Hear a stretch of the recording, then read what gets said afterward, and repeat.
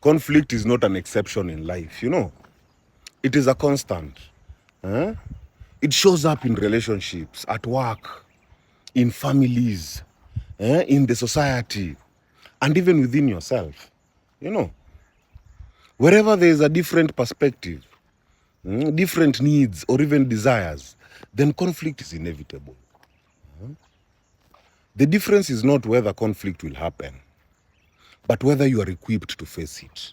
You know, if you're not self-aware, if you're not grounded and even anchored in your truth, then conflict automatically places you in a losing position. Why? Because without inner stability, then you react instead of respond. You know, the moment someone challenges or even criticizes you, your emotions take over. You lash out, you withdraw, or even you crumble instead of choosing a response that is aligned with your truth. You know, you absorb instead of discern. If you lack self-awareness, you can't separate what belongs to you from what belongs to the other person.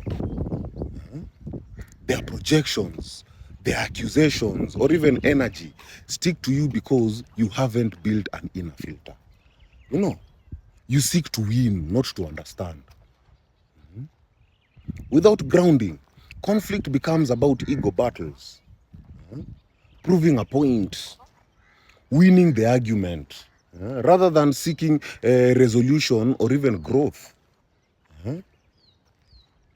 This drains you and even deepens the division. You know, you end up losing yourself to the noise. If you don't know your truth, anyone can convince you otherwise. Conflict then destabilizes your sense of identity and direction, leaving you powerless and even manipulated. On the other hand, when you are self-aware and anchored, conflict becomes feedback, not a threat. You can hear disagreement without it shaking your worth. You shift what's useful and discard what is not. You know, you remain rooted in your truth instead of being swayed by emotions or even manipulation. You stand firm in your values and boundaries. You manage energy, not just words. You regulate yourself. You regulate your tone, your pace, your emotions, while also sensing the energy of the other person. So allowing you to de-escalate or even redirect without authority. You turn conflict into growth. Each confrontation becomes a mirror.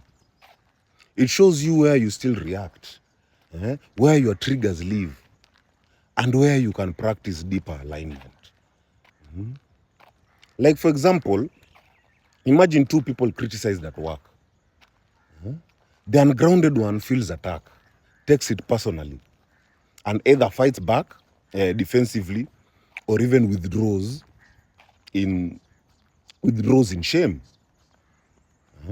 The grounded one listens calmly, filters the feedback, applies what is useful, and dismisses what is irrelevant without breaking their confidence.